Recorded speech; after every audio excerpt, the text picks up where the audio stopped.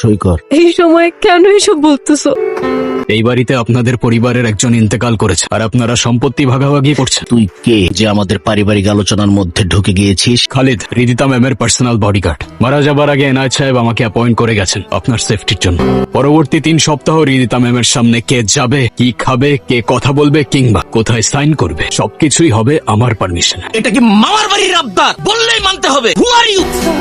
আমি কারোর থেকে পারমিশন চাইনি কিংবা কাউকে রিকোয়েস্ট করিনি। আমি আলটিমেটাম দিয়েছি, এখন কেউ পরিবারের বাইরে হোক কিংবা ভেতরে, রিদিতা ম্যামের সেফটির ব্যাপারে আমি কারোর ইন্টারাপশন এলাও করব। লাশ সামনে রেখে দুনিয়াবি হিসাব নিকাশ শোনার জন্য চরম অসম্মানের। আপনারা সবাই দ্রুত জানাজা ও দাফনের ব্যবস্থা করুন। ম্যাম, একটু খেয়ে নে। খাবার এসব নিয়ে যাও। আমার শরীর টিকলো কি না টিকলো তাতে এখন আর কিছুই যায় আসে না। যায় আসে ম্যাম, আপনার শরীর না টিকলে আমার কন্ট্যাক্ট ব্রিচ হবে। আর অসুস্থ কিংবা মৃত ব্যক্তিকে নিরাপত্তা দেওয়ার থেকে সুস্থ ব্যক্তিকে নিরাপত্তা দেওয়া অধিক কার্যকর। আপনি কি মানুষের সাথে এইভাবেই কথা বলেন? আমি তথ্যের ভিত্তিতে কথা বলি ম্যাম। আর তথ্য হচ্ছে আপনার গ্লুকোজ লেভেল কমে গেলে রিফ্লেক্স স্লো হয়ে যাবে। বিপদের সময় আপনি দৌড়াতে পারবেন না। আর এতে আমার কাজের ক্ষতি হবে, তাই আপনার খাওয়া উচিত।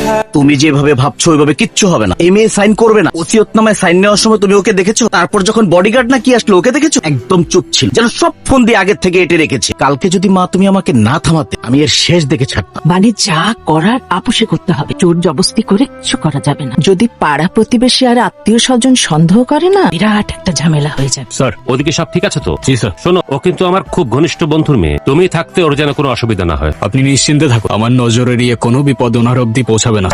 বাবা চলে যাওয়ার পর বাগানটা কেমন ফ্যাকাশ হয়ে গেছে, তাই না? বলতে পারছি না ম্যাম, এখানে কখনো আগে আসিনি আমি। বাবা সব সময় বলতেন মানুষ মারা গেলে নাকি তার প্রিয় বাগানটাও শোক পালন করে। শোক পালনের বিষয়টা ঠিক জানি না ম্যাম, তবে বাগানের মালিক না থাকলে দ্রুত আগাছা জন্মায়, আর আগাছা জন্মালে আসল গাছগুলো মরে যায়। আপনার চারপাশটাও এখন আগাছায় ভরা। জানেন, এই পৃথিবীতে একমাত্র বাবাই আমাকে সব থেকে বেশি ভালোবাসতো। মা মারা যাওয়ার পর কোনোদিন মার অভাব বুঝতে দেয়নি। কালকে যাকে দেখলাম উনি। মা মারা যাওয়ার পর বাবা ওনাকে বিয়ে করে। উনি নিজের সন্তানের মতোই আমাকে দেখে, অনেক আদরও করে। ম্যাম, যে আদর করে আপনাকে বন্দি করে রাখে সেটা যত্ন না বরং শক্ত এক খাঁচা। আমি দেখেছিলাম কাল, তার এক হাত আপনার কাঁধে ছিল আর এক হাত ওসিয়তনামার ফাইল।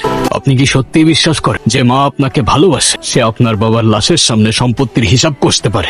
তোকে দেখে আমার কলিজাটা ফেটে যাচ্ছে রে মা। তোকে একাই ঘরে থাকতে দেখে আমার বুকটার মধ্যে খা খা করছে। চল মা, আমার ঘরে চল। তাছাড়া তোর সাথে আমার জরুরি কিছু কথাও আছে। জরুরি কথাগুলো দয়া করে এখানেই শেষ করুন। দেয়াল বদলে গেলে হয়তো আপনার কথাগুলোর অর্থও বদলে যেতে পারে। এটা কি ধরনের বেয়াদবি? আমার মেয়ের সাথে আমি একটু সুখ দুঃখের কথা বলবো, সেখানেও তোমার অনুমতি নিতে হবে? সমস্যা নেই খালিদ। আর মা, কি বলতেছো? অনুমতি কেন নিতে হবে? আমার কাজ অনুমতি দেওয়া না ম্যাম, তবে আপনার সুখ দুঃখের কথার জন্য যদি রিদিতা ম্যামের নিরাপত্তার কোনো ইন্টারাপ্ট হয়, সেক্ষেত্রে আপনার কথার মাঝে দেয়াল হয়ে দাঁড়ানোই আমার কাজ। যা বলার আমার সামনেই বলুন। তুমি ভুলে যেও না, এই বাড়িতে আমার স্বামী তোমাকে রেখেছে। যার জন্য আমাকে অ্যাপয়েন্ট করা হয়েছে, আমার দায়বদ্ধতা শুধু তার প্রতি। বাকি অন্য কোনো ক্যারেক্টার আমার কাছে ইম্পর্টেন্ট না। এই, আমার বাড়িতে দাঁড়িয়ে আমার মায়ের মুখে মুখে তর্ক করিস? সাহস বেশি হয়ে গেছে না? ঘাড় ধাক্কা দিয়ে এই বাড়ি থেকে বের করে দে। চিনিস তুই আমাকে? চিনি। আপনি সে যার সাথে এই পরিবারের অর্থাৎ এনায়েত সাহেবের রক্তের কোনো সম্পর্ক নেই। তাই এই সম্পত্তিতে অধিকার দেখানোর লোভটা অনেকটাই অদ্ভুত আর সন্দেহজনক। কি বললি? আমার বাড়িতে দাঁড়িয়ে আমাকে বলিস সন্দেহজনক? তবে আপনি আর আপনার মা মিলে যে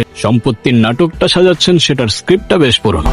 ম্যাম, আপনার হার্ট রেট আর ব্রিথিং প্যাটার্ন আমার কাছে নর্মাল মনে হচ্ছে না। আপনার কি কোনো ফিজিক্যাল পেইন অনুভব হচ্ছে? কি বলছেন আপনি এসব? আপনি কি মানুষের ইমোশন বোঝেন না? সরি ম্যাম, ইমোশন নিয়ে ডিল করা আমার কাজ না। সিকিউরিটি প্রোটোকল অনুযায়ী আমাকে রুট কজ জানতে হবে। আপনি যদি এভাবে রিয়াক্ট করেন তাহলে আমি ঠিকভাবে বুঝতে পারবো না। থামান গাড়ি, আমি বলছি থামান গাড়ি। আপনার এসব যান্ত্রিক কথা শোনার চাইতে রাস্তায় মরে যাওয়া ভালো। Stop the car.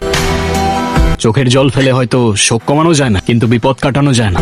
আপনার এই চোখের জল আর ভেঙে পড়া কান্না আপনার শত্রুদের জন্য সবচেয়ে বড় হাতিয়ার।